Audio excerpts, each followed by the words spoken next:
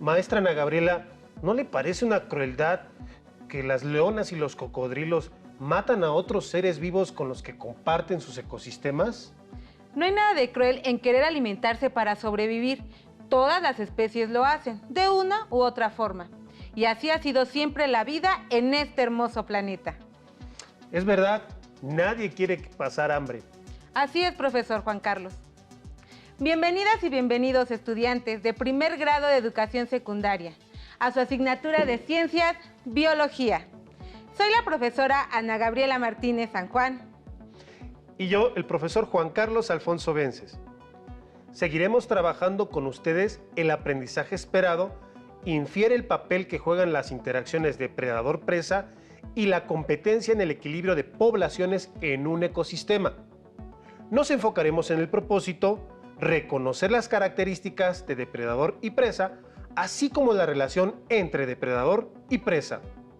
Y lo abordaremos con el tema Lobo, ¿sigues ahí? ¡Empecemos! Les recomendamos que realicen las actividades sugeridas en esta sesión para elaborar sus apuntes. Así que es importante que tengan a la mano cuaderno, lápiz, colores, bolígrafos y su libro de biología. Pueden revisar el abecedario biológico, pues retomaremos algunos conceptos tratados en sesiones anteriores. Además, pueden integrar los conceptos desconocidos o aquellos que consideren interesantes. ¿Quién no ha visto a un gato acechando a un pájaro? O a una abeja o mosca presa en una telaraña. ¿Ustedes han visto ese escenario o alguno parecido? ¿Qué características tiene el depredador para atrapar a su presa? ¿Y qué características tiene la presa para huir de su depredador? Esperamos que en esta sesión reconozcan algunas características de los depredadores y las presas. Asimismo, que comprendan cómo se relacionan y por qué es indispensable para la salud de los ecosistemas. En la sesión anterior identificaron la importancia ecológica de los depredadores. Ahora conoceremos más sobre las características de ellos y sus presas. En la naturaleza, los organismos tienen que obtener recursos para su supervivencia, crecimiento y reproducción. Estos recursos se obtienen a través de una serie de conductas que incluyen la búsqueda, captura y consumo de diferentes presas por los organismos a los que se les llama depredadores. Una interacción depredador-presa es aquella que ocurre entre organismos de especies diferentes, es decir, una comunidad en donde hay transferencia de recursos de una especie a otra. Hablando en términos evolutivos, la selección natural favorece en los depredadores las conductas y características morfológicas, fisiológicas para capturar a las presas.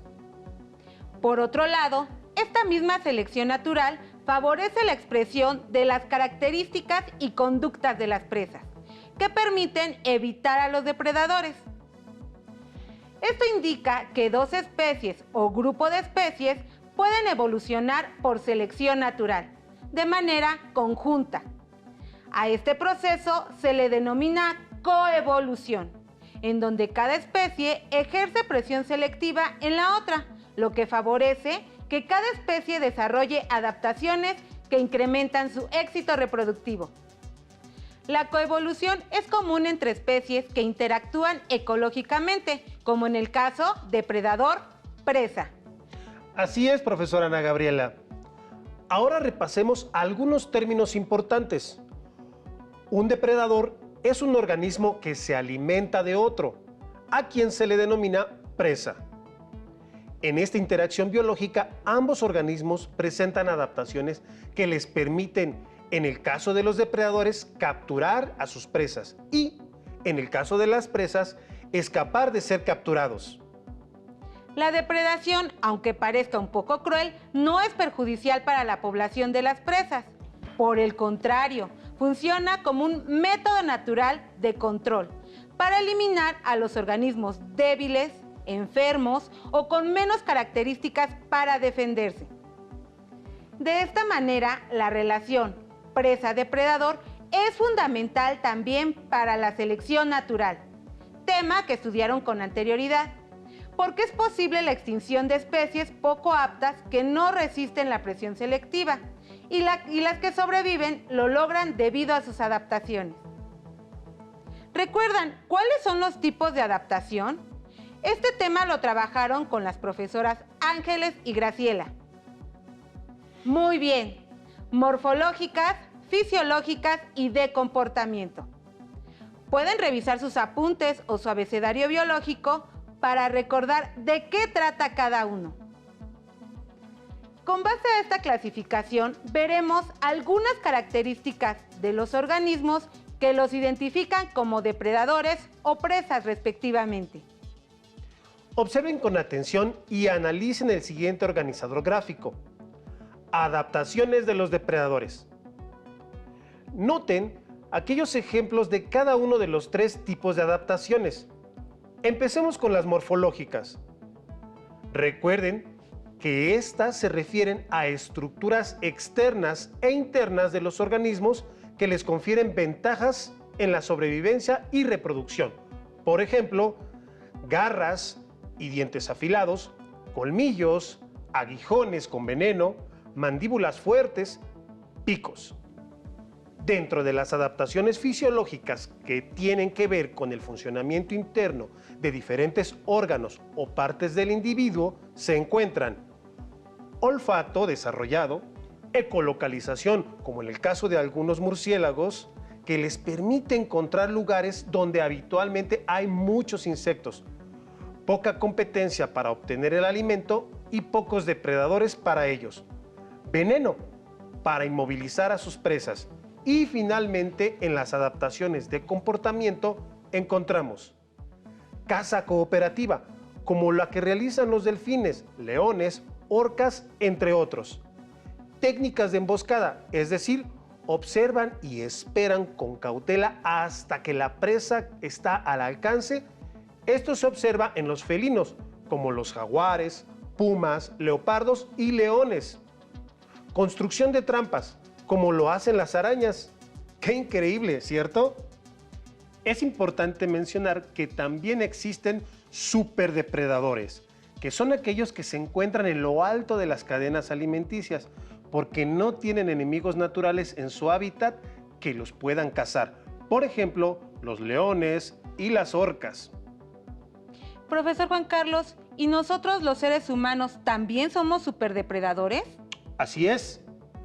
Y uno que ha mostrado ser insostenible. Por ello, tenemos que ser conscientes de la gran responsabilidad que está en nuestras manos.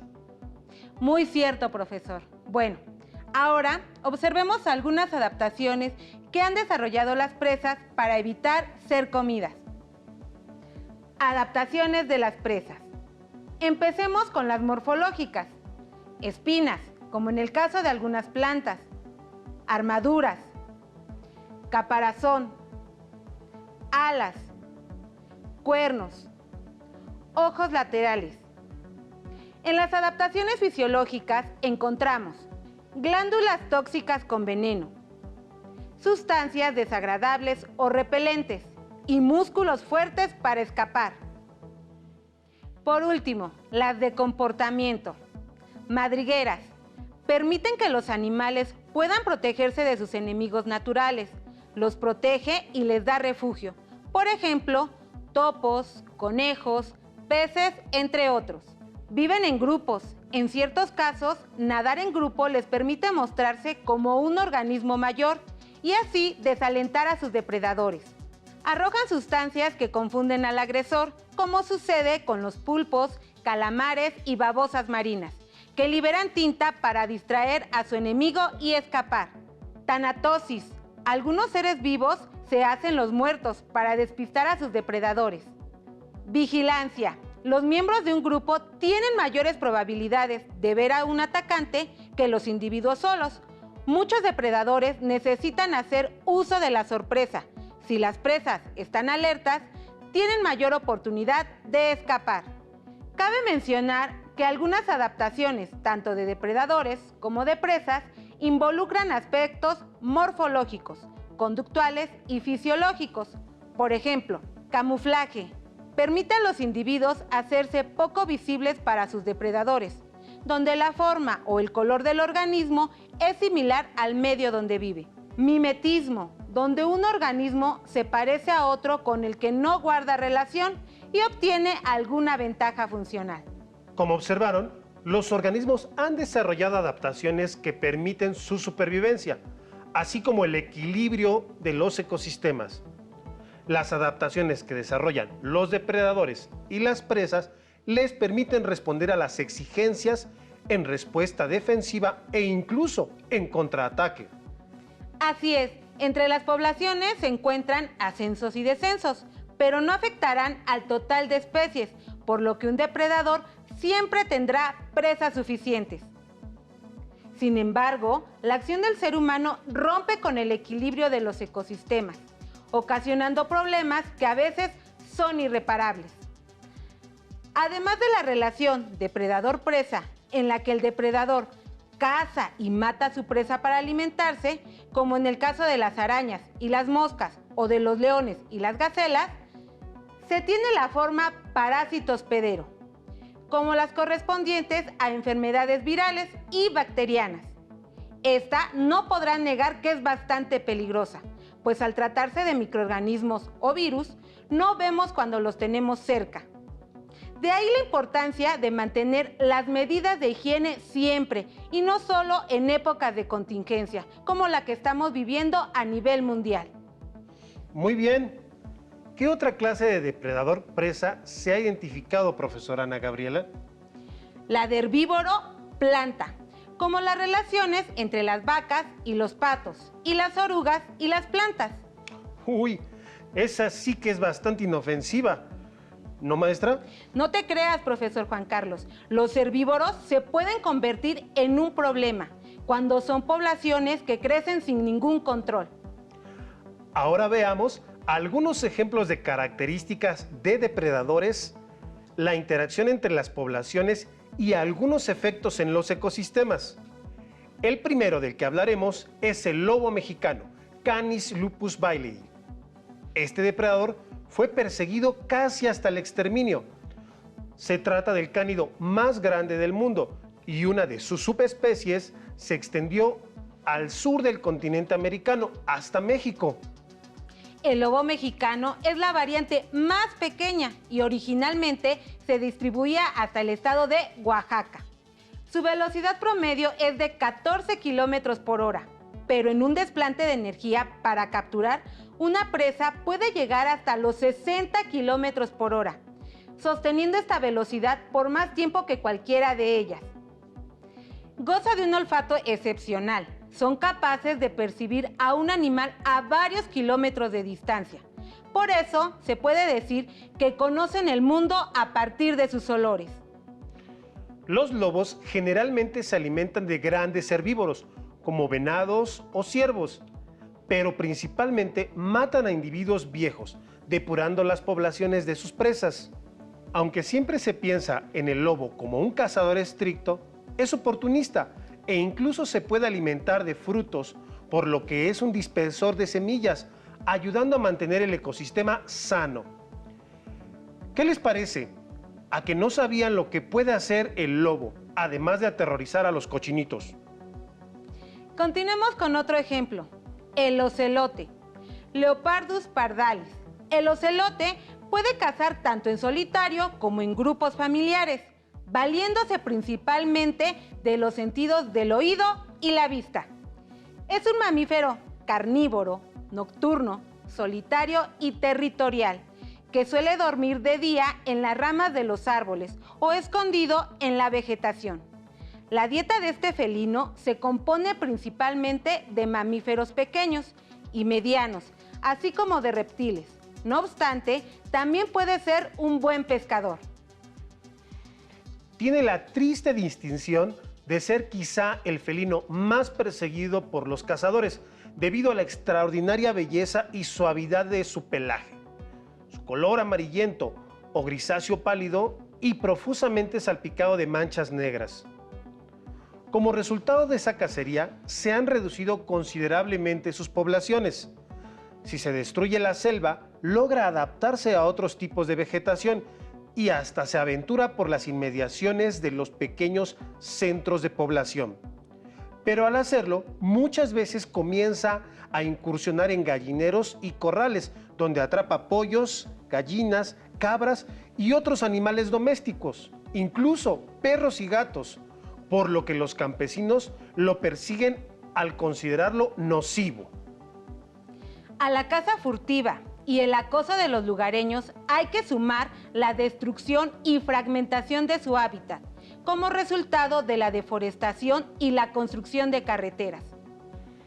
Y conservar este bello animal no es solo una cuestión romántica o estética, pues el ocelote cumple una importante, aunque insospechada, función en la naturaleza.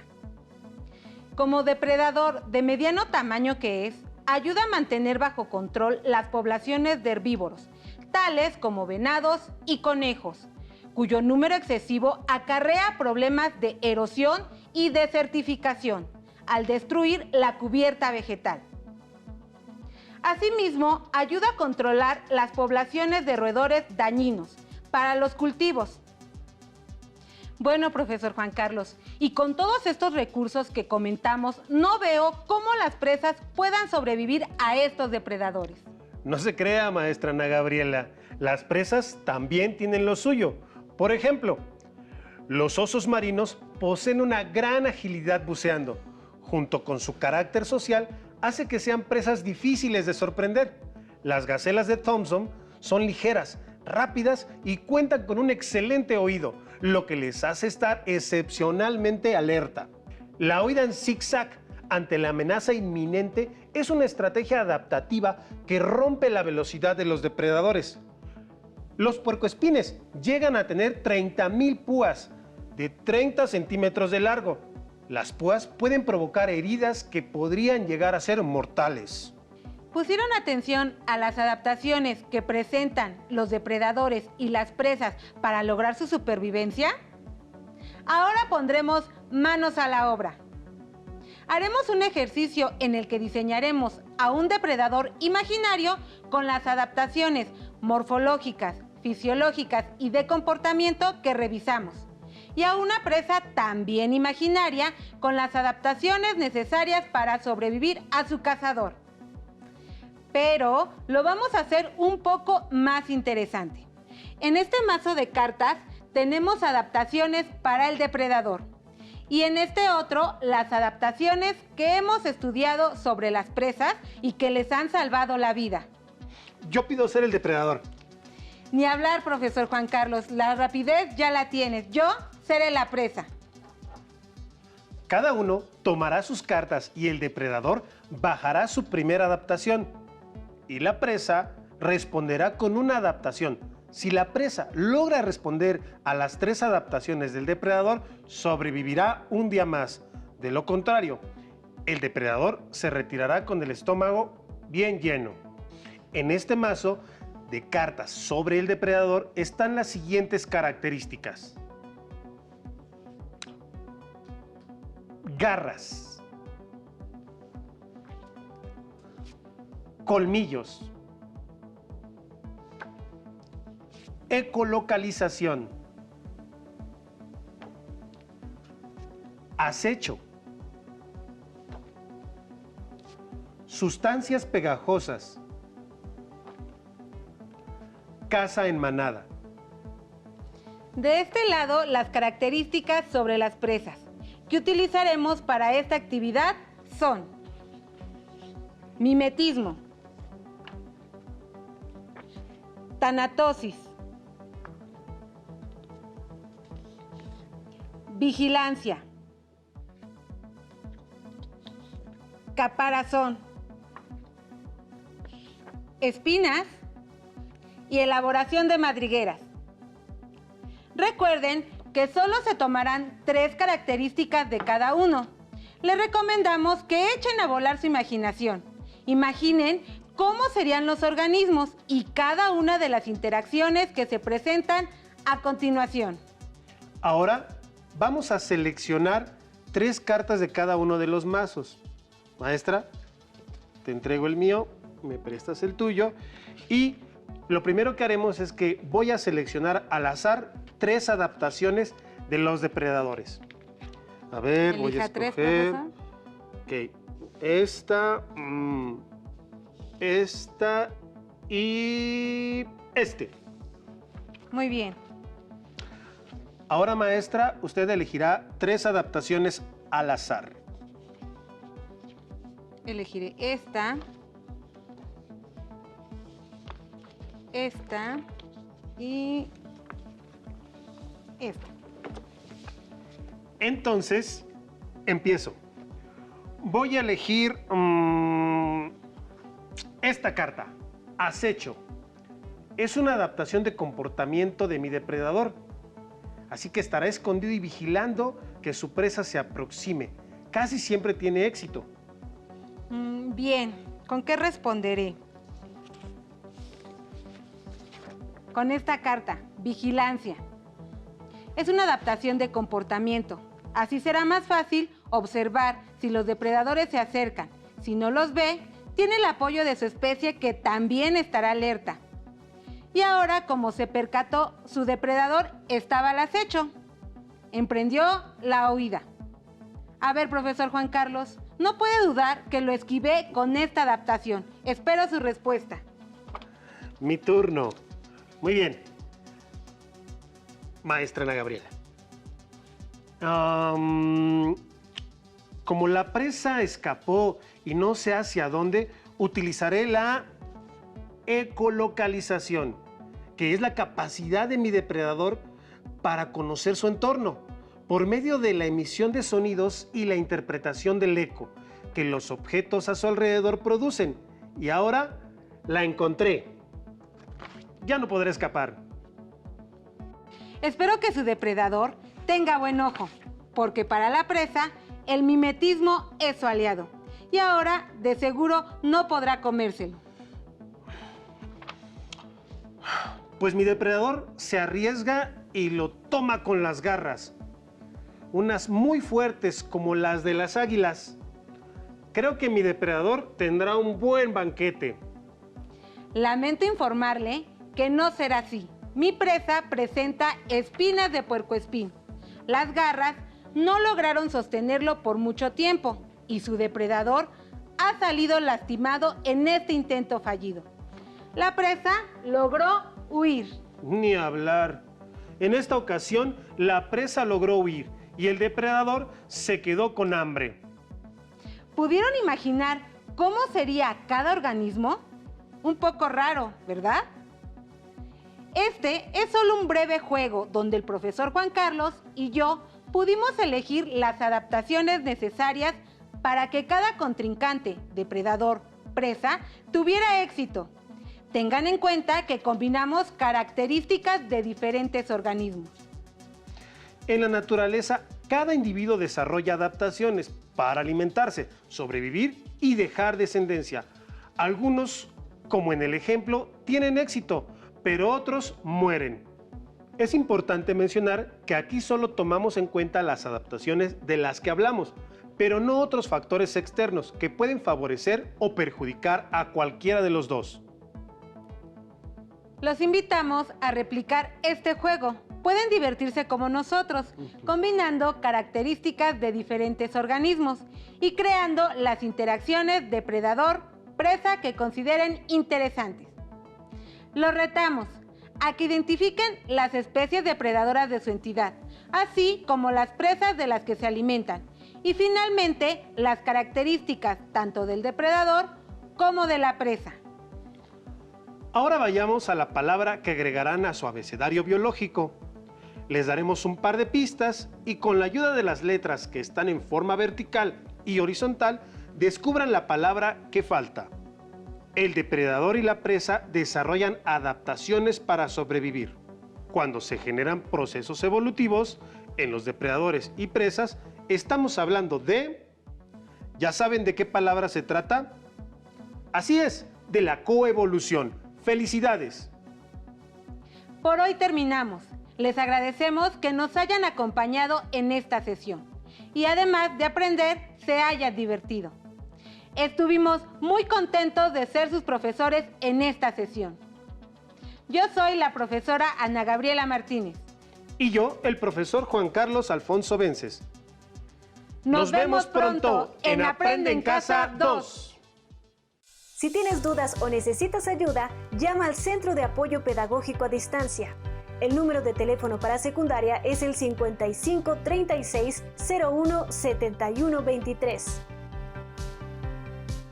Si requieres consultar los libros de texto en versión digital, recuerda que los puedes encontrar en la página conalitec.cep.gov.mx.